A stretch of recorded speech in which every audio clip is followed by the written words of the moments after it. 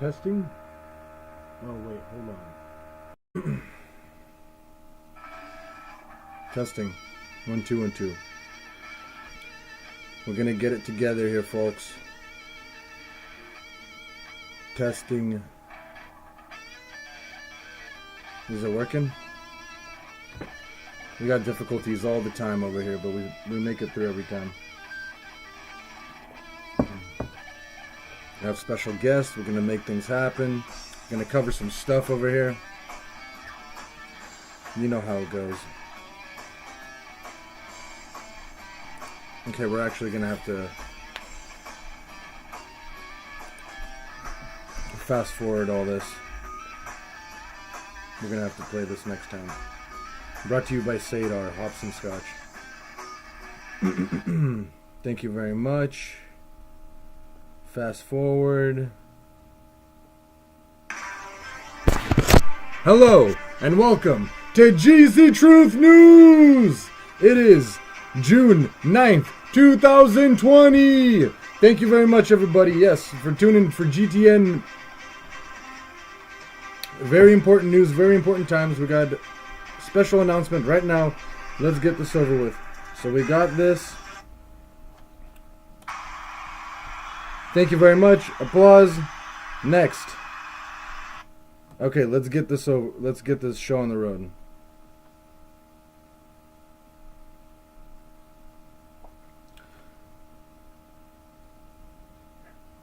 And hopefully this all works, because, you know, this is the thing.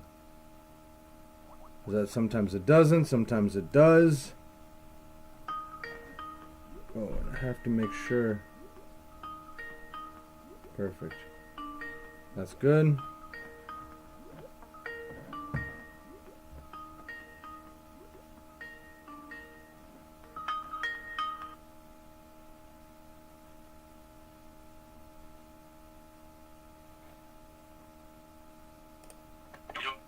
Hello, Jim. Yeah. Great. Can you hear me? Can you see me okay? Yes. Yes. Perfect. Okay. I'm setting things up. We're just about ready. You're ready to go? Yep, I'm ready to go. Perfect. Okay. Almost there.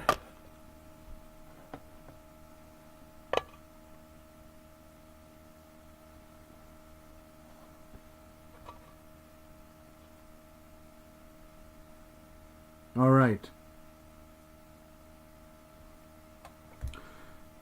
Well, thank you. Thank you very much, Jim Fetzer, for being on the show. Today's June 9th, 2020. Thank you for being on here. Let's hear all the updates. What's going on? Well, one of the important is that the Obama Foundation put out a tweet with a placard to honor George Floyd already on the 17th, when his death didn't take place until the 25th. So the question becomes, how could the Obama Foundation have known he was going to die if this wasn't a staged operation, for which, of course, we have a massive evidence. There's a new piece by Mike Adams, familiar to most of your listeners, I am sure, that I have republished on my blog about the forms of fakery involved here. I also embedded an interview I did with Nick Kollerstrom, who's a professor emeritus from University of London, on his dissection of the case, where we appear to have two different actors even. One, of course, is the very large guy who's about 6'5" and over 300. The other, much smaller actor, closer to 6 foot, maybe 210. We also have, there are two different takes. At two different times, we have him sometime on the left rear of the vehicle, other times on the right rear of the vehicle. It all appears to be manufactured. Evidence points to CNN and Sean King as guilty of fabricating the video, where CNN confirmed its authenticity when it was first broadcast, but it's clearly not an authentic video. It's clearly fake. There are all kinds of anomalies, including that the cops loaded Floyd onto the gurney, not EMTs. They never did effort to resuscitate. It was not in accordance with protocol. They appear to be fake. The cop with a mug shot with the officer Chauvin on the side, they are not the same person. It's quite obvious, in my opinion. We have this two different autopsy reports as well, one claiming from Michael Baden, who was the head of the medical panel for the House Select Committee on Assassination when it reinvestigated the death of JFK and of Martin Luther King in 1977-78, where they completely reconstituted the blood at the back of the head and replaced it with hair as though the back of his skull was completely intact. So Michael Baden's a good guy if you want a fake autopsy report. He specializes in that area, even with the President of the United States, no less. So coming up with one for George Floyd would have been a piece of cake, claiming he'd been asphyxiated. The other report said his system was loaded with drugs and he died from a heart attack, which if in fact the guy is actually dead makes a lot more sense. We have a man who poses or claims to be his former attorney, says the real George Floyd actually died 3 years ago. We have arrest records on this guy, his criminal record not very nice. He was arrested and convicted of robbing and beating a pregnant black woman after breaking into her home. He wore a uniform to make her think he was a law enforcement officer. Then when he got in, he brought in his gang from the car. He wanted money and drugs, which he didn't have either. He pointed a gun at her pregnant stomach. This is a really some piece of work. So when we have this celebrationist memorial service for George Floyd, I'm inclined to say he really showed his versatility, because he was not only loaded with mess, but phenol, there's other drugs. He is also not only assault and battery, but he's good for armed robbery, and he even makes porn movies on the side. So this truly is a man for all season, the new face of the Democratic Party. I mean, what an embarrassment. Meanwhile, we got the former Black Lives leader spilling the beans on who's actually funding Black Lives Matter and Antifa. Surprise, surprise, it turns out to be the Rothschilds, Hillary Clinton, and George Soros. He claims there's an agenda to create a civil war, that the media and celebrities are being used to promote it, claim they're making people decide already which side they'll be on. This was how Stokely Carmichael had told him personally how the Black Panthers had been infiltrated and then taken over from within and were encouraged to commit acts of violence after their infiltration. Black Lives Matter looks to me like it was dirty from the beginning. George Soros was bussing in Black Lives Matter and Antifa members to Charlottesville, which was completely contrived once again. And indeed, it's similar in this respect. We had two different vehicles, both Dodge Challengers, one with a racing stripe, one without, one with a sunroof, one without, two different drivers. One, this 20-year-old with heavy glasses who's supposed to be a schizophrenic who took the fall. Then we had a 30-year-old military veteran who commanded a battalion in Army reservists in Ohio who was actually driving the car. There's no doubt about it. We have several different takes. One, you can see the Dodge Challenger with no vehicles anywhere around, another where it runs into the back of two vans that have been previously positioned, that there are no drivers so they won't harm their necks or backs when the collision takes place. All totally phony, where even the New York Times ran a Photoshop photograph on the top for its story about Charlottesville. That was an effort to try to convert Trump, transform him from an American first, meaning putting the interests of the nation first, into an American nationalist, into a white nationalist, into a neo-Nazi. We got something very similar going on here. and it seems to be equally shoddy in its production values.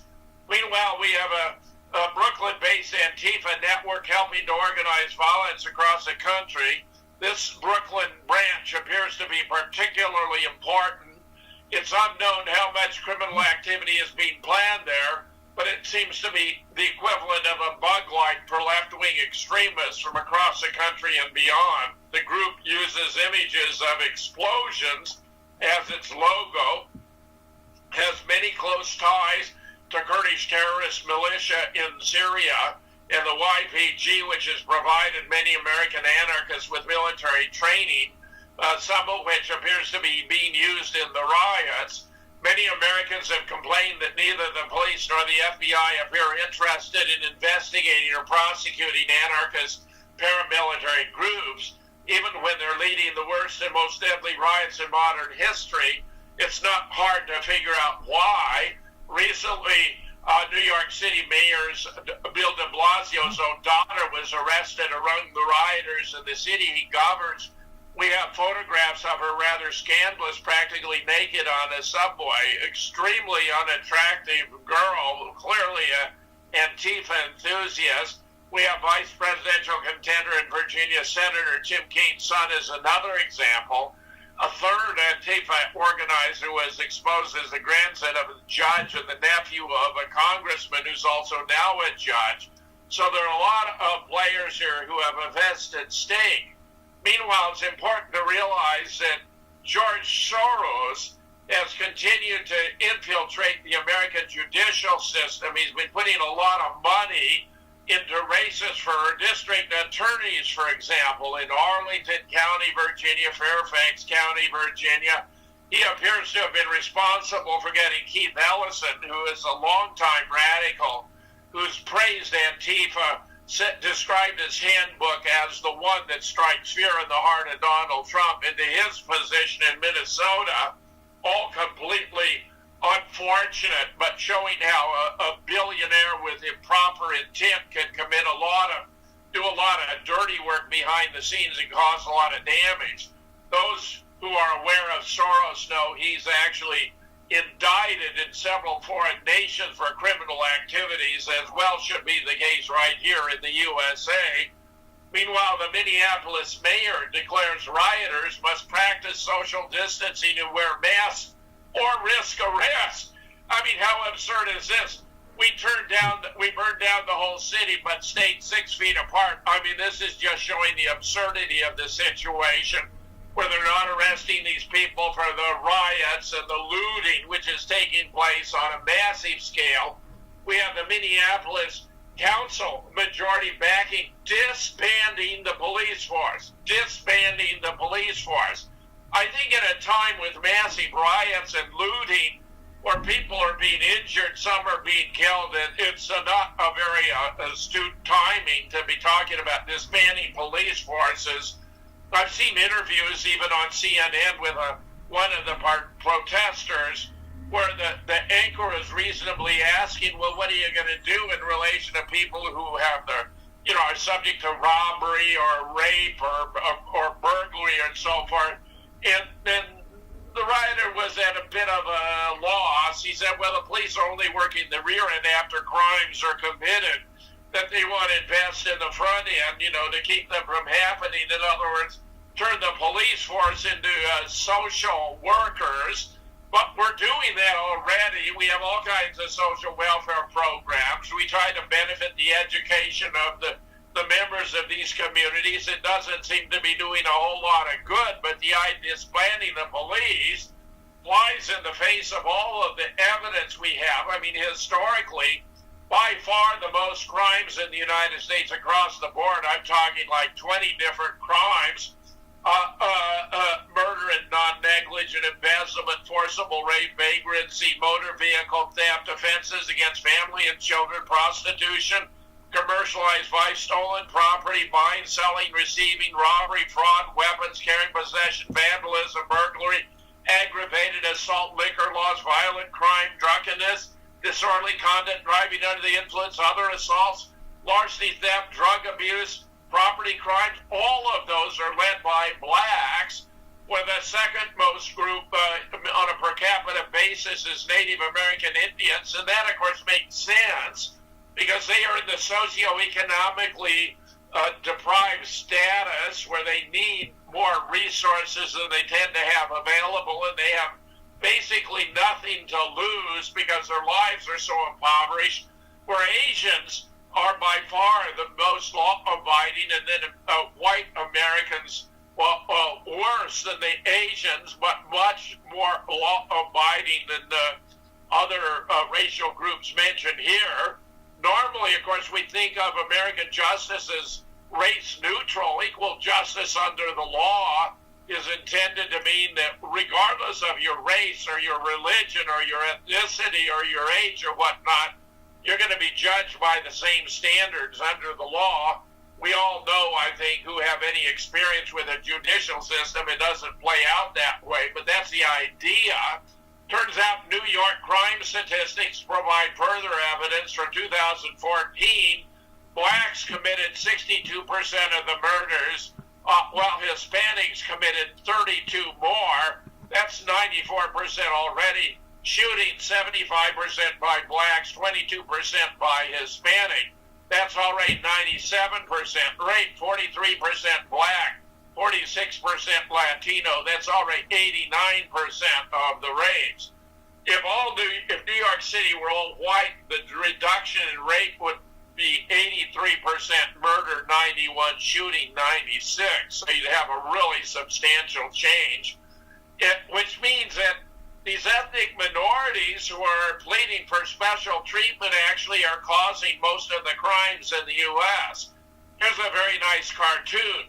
Justice for George Floyd. And this a guy is saying, an older woman actually is saying, right on, end police brutality. It's about time, she says, empty the jails, defund the police. And she says, wait, then who will protect us from the white supremacists we just let out of jail? I mean, that's a pretty good question. We have a lot more going on here, where it turns out that the Lancet, the oldest medical journal in the world, in the UK, and the New England Journal of Medicine, both highly regarded, turn out to be laughingstocks for having published a widely touted study debunking hydroxychloroquine, which had been based on fabricated data. Very, very embarrassing.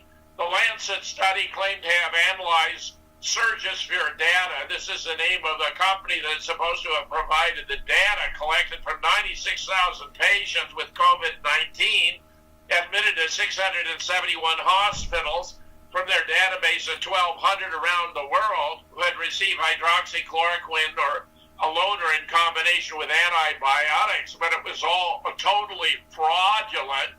The usual fake news outlets parroted the false findings, including the BBC, the New York Times, the Washington Post, CNN, NBC News. None of them cared about the facts underlying the study. Only The Guardian seemed to manage to conduct a serious investigation. The fraud is so obvious, so horrifying to real scientists, the scandal has earned the name Lancergate. Both the Lancetgate, both the Lancet and the New England Journal of Medicine have been reluctant to pull the story because discrediting hydroxychloroquine with zinc is a necessary step to clear the way for hundreds of billions of dollars in profits for the vaccine companies that fund the medical journal. But we've known since 2005, when a very important study appeared already in Virology, a journal published by the National Institutes of Health, that hydroxychloroquine is a virtual wonder drug when it comes to the coronavirus. It works both as a cure and as a preventative, so it has both therapeutic and anticipatory effects. I mean, it's really wonderful. This means that Anthony Tony the Rat Fauci, who would know about the journal as the director of NIH, could have warned us, could have known us. Nobody had to die. Nobody had to die from COVID-19 because of hydroxychloroquine, which is a milder derivative of chloroquine, would have cured them all. And it's happening again and again throughout the world. Unfortunately, they're attempting to debunk the wonder drug for hydroxychloroquine that they'd forgotten about or overlooked in order to promote vaccines and highly expensive other alternative drugs that aren't going to be as effective, without any question, to promote big pharma. Really quite disgraceful. Meanwhile, here's another gross embarrassment. Health experts support anti-police protests. Get this. As public health advocates, we do not condemn these gatherings as risky for COVID-19 transmission, meaning the riots. This should not be confused with a permissive stance on all gatherings, particularly protests against stay-at-home orders. In other words, if you're out to protest the lockdown, which is shown to be ineffective, where it's causing tremendous economic damage, then the health experts oppose that. But if you're going out to riot, no, they don't have a problem.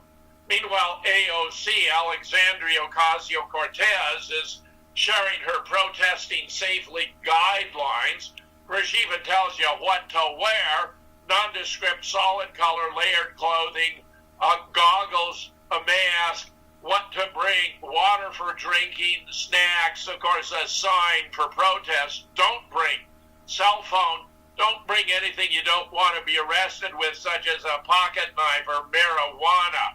I mean, that's really helpful.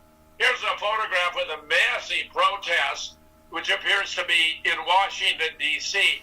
It's amazing all these riots are going on and no one is catching coronavirus. Who knew the cure for coronavirus was riots? I think that's exactly right. I think the whole thing was totally fraudulent from the beginning, that many key players here, especially this guy, Anthony Tony the Rat Fauci, was involved in it. He had to know better.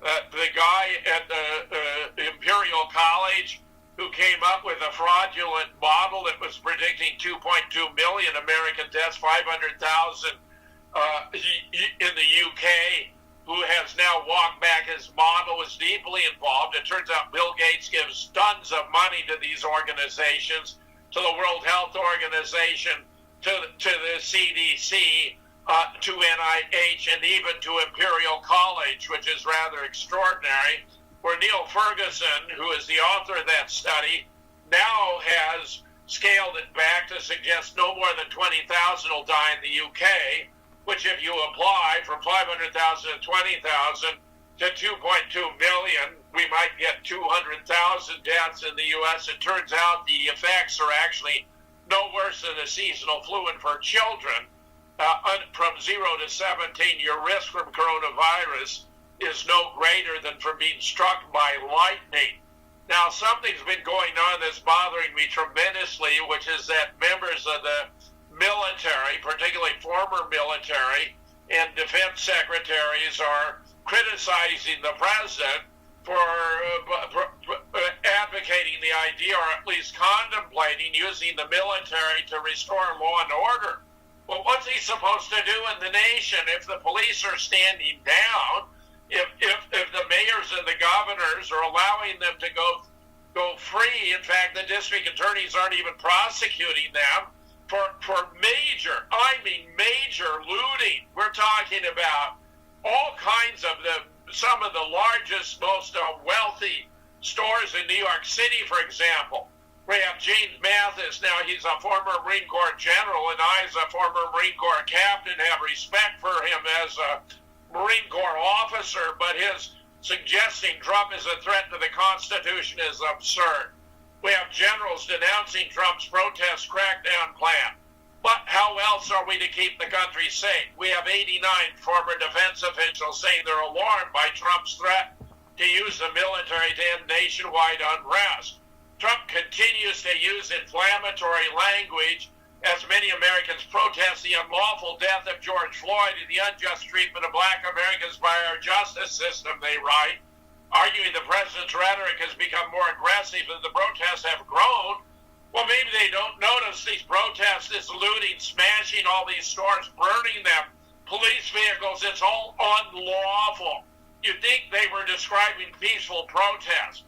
And I find it embarrassing that you have 89 former defense officials, including people like former Defense Secretary Leon Panetta, Chuck Hagel, Ashton Carter, William Cohen, calling Trump's pledge to send U.S. military into American cities to respond to unrest shocking.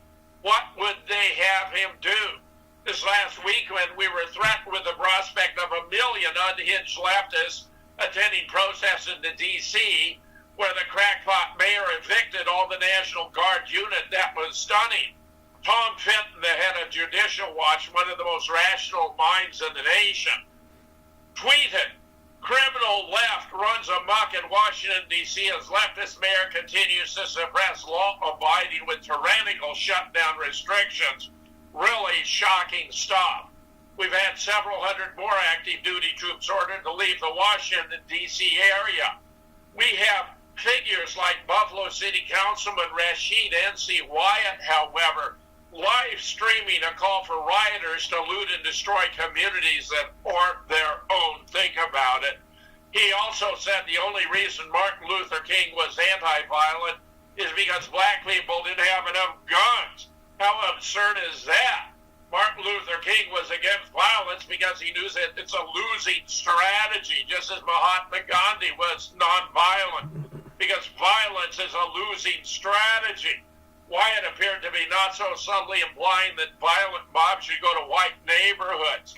And when that happens, when they start showing up in the suburbs, destroying homes there, you're going to find that many Americans, there are over 100 million armed Americans, are not going to take that line down, where getting rid of the police, defunding the police is completely insane. We know we've seen chaos all over the country. Washington, D.C., we had smoke canisters being used. Washington, D.C. burning a barricade near the White House. Smoke and debris in a looted hardware store in Philadelphia, Pennsylvania. Police car on fire in Boston, Massachusetts. A protester pinned down by a police officer in Atlanta, Georgia.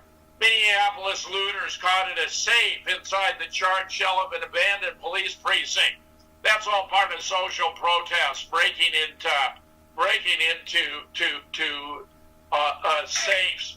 And we have massive looting going on FedEx stores. We have looting of a slow-moving train.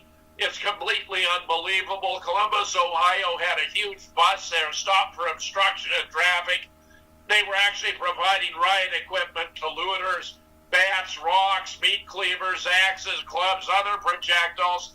Cities all over the country. We have pallets of bricks being delivered to numerous U.S. cities. Evidence of pre-riot organization. There's no construction in these areas. They're clearly being provided for the convenience of rioters to break windows. In order for one pallet in Texas showed the name of the customer's Public Works. In Washington, U.S. Park Police found baseball bats and metal poles hidden along the street. In Baltimore, bottled with flammable liquid, those are known as Molotov cocktails to start fires, were discovered. A number of these companies have been tracked back to, surprise, surprise, George Soros. Meanwhile, it turns out if you look at the actual ratio of the murders of blacks and whites, blacks overwhelmingly kill blacks. I mean, it's absolutely stunning.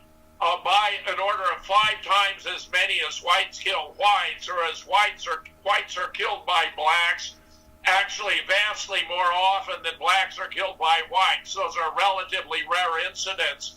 Murder rates per 100,000 population by race and gender from 1998 to the present been very consistent. African American males are overwhelmingly responsible for murders. African American females by another larger amount than white males or white females. So we got problems here galore with race because the blacks are overwhelmingly more violent than other races. Segregation and poverty has actually declined among blacks since 1968. There's been growing racial and ethnic diversity in Congress. For example, in 2001, the number of blacks in Congress was 36. Today, it's 56. Hispanics, 19 in 2001, now 43. 7 Asians in 2001, now 17. 1 Native American, now 4. Things have actually been getting better.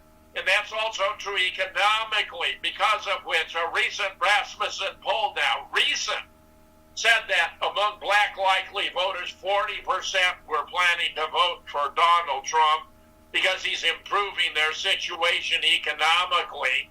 He had the lowest paying jobs have had their wages rising at the fastest rate, and by cutting off immigration at our southern border, he's enabled them to keep those jobs and not have them taken away by illegal aliens who are willing to work at even lower wages. There's a really fascinating piece, by the way, with which I shall conclude, by Mike Adams. Black privilege reigns supreme in the U.S., but it's the progressive left that's demeaning blacks more than anyone else. I'll just read parts of this. The way we know black lives matter more than white lives in America is because when a cop kills a black man, the whole world riots. But when a cop kills a white man, it doesn't even make the evening news. Here he reveals, Mike Adams, how the progressive left pushes black privilege in a demeaning, condescending way that's an insult to black people everywhere. In the rank hypocrisy of the progressive left, how its own thought leaders are one who treat blacks like low IQ subhuman animals. The intolerant, bigoted left wants to push a world of black privilege while absurdly claiming all people should be treated equally. You can't have equality when the entire left-wing sector of society demands that we judge people by the color of their skin. Where black privilege allows black people to carry out serious crimes of destruction and looting that white-labeled groups could never get away with. It's a fascinating situation we're in. You can find that on my blog at jamesfetzer.org. You can find many of my tweets, including, by the way, daily updates about the coronavirus, the looting, and the riots I'm doing with Dean Ryan in L.A. and Mike Bear in Seattle on my Twitter at Jim Fetzer. And let me add, I'm doing a new show now called The Conspiracy Guy on Sundays from now 8 to 10 p.m. Central Time, 9 to 11 Eastern, 6 to 8 Pacific. The very first show was on the coronavirus phenomenon. What was it, real or an illusion? The second was on the moon landing and how we know we didn't go. I did a third this week on New Zealand and whether it was real or a political stunt, but it appears that a key video I was playing was sabotaged, so I'm going to be redoing that. In any case, you can find the first two shows already there available for viewing at JimTheConspiracyGuy.com. The show is named The Conspiracy Guy. It's Sunday evenings, 8 to 10 Central, as I have mentioned. And you can find it'll be live stream each Sunday at those hours, but you can find the first two shows are available right there now at Jim the Conspiracy Guy. I want to thank you again for having me on. I always appreciate these opportunities. Thank you very much, Jim, and thank you for all the updates. That's amazing. What do you have any thoughts on what do you think is the end of this, or how? I'm just, the only thing I'm disappointed on is how everybody's forgetting about Jeffrey Epstein and the pedogate and the Fed and all this stuff. They keep throwing all these distractions, and I'm trying to figure out what are they trying to do here, and what's the end game, and what are your thoughts on all that? Well, all along, this has been an effort. I mean, Tucker Carlson nailed it the other night. That's a one television program I highly recommend everyone should watch. Tucker's not quite as sophisticated about conspiracies as I would like, but he has a clear a mind and analytic and an intellect as anyone on television today. And he was explaining, we're wondering what in the world this is all about. What are the riots? What's all the looting all about? And he said it should have been obvious from the beginning.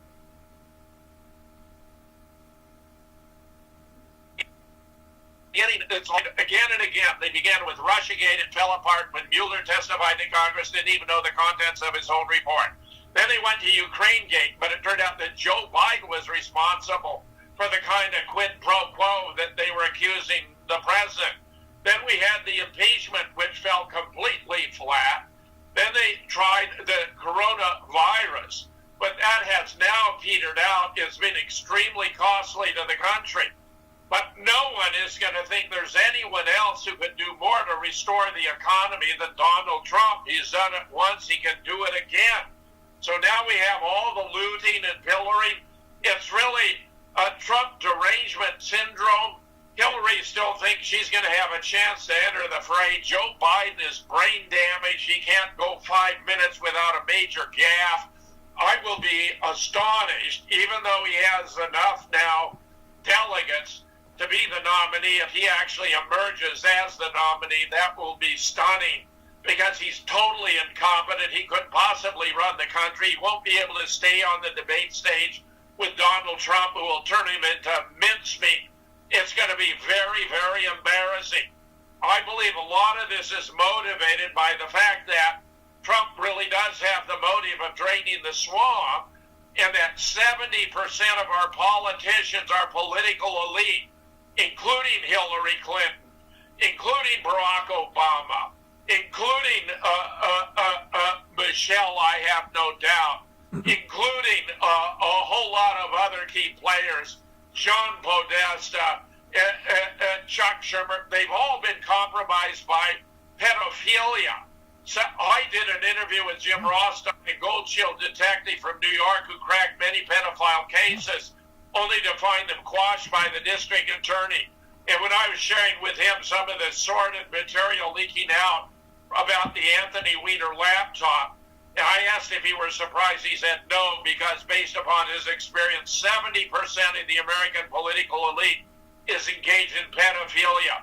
They are dreading that Trump is going to bring all those indictments we've heard so much about. It may, I would surmise now, not occur until after his re-election in 2020. But I don't see any way they can possibly prevail over Trump in an honest election. They will try to steal it. We can count on Google to provide 15 million votes by manipulating the vote, by selective get out the vote reminders.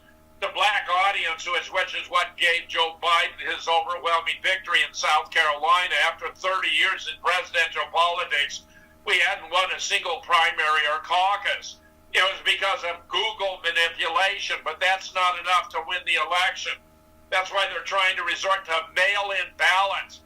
Anyone can print up a staggering number of ballots and mail them in under different names or identities. That's the final effort by the Democratic Party to steal the election. I predict it's not going to work, and anyone who has been living through all these riots and looting and thinks that the idea of giving up your guns is a good idea needs to have their head examined. And frankly, anyone who would vote Democrat in 2020, really, they've lost their mind. The Democrats are completely corrupt. Defies the nation to promote their political agenda. They're willing to try to regain the presidency on the backs of the American workers with the destruction of small business through the U.S. I think at this point in time, virtually everyone can see what's going on now. And frankly, no one's going to take seriously a party that's willing to make a sacrifice of America for their own personal political gain. It's tragic. It's un-American. It's undemocratic. Why anyone would vote for that party this year is completely beyond me, and God knows I don't recommend it. It's throwing your vote away. It's a total waste. We need a president who's going to do good things for the American people. And the fact that we have this recent Rasmussen poll showing that now, even now, 40% of black likely voters are going to vote for Trump, that tells it all. Amazing. Well, as always, we really appreciate you being on the show, Jim, and we hope to see you more often. And we hope that, out of all the theories that we have, this all comes out to a good end. Yes, it'll be my great pleasure. And although, even though I'm an agnostic, and therefore am neither a theist nor an atheist, I neither believe in God nor in the existence of God nor in the non-existence of God. Nevertheless, I say, God bless Donald Trump and God bless the USA. Amen. Thank you very much. My pleasure. Take care, Jim. Thank you. Till next time.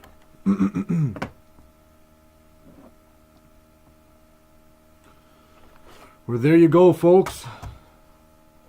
That is incredible. So this is what's going down. Those are the updates. Forgot to mention economy with him. I would love to hear his opinion on what's going on with the market and everything. I mean, things are so far so good, amazingly enough. And looks like we're just going to be keeping it on updating. And for anybody who has any questions or comments or anything, of course, you know, feel free to contact Jim or leave them on the page, and we'll be more than happy to answer them. And you know, this is where we're at, where we gotta be vigilant, keep in touch, figure things out, and see what's going on.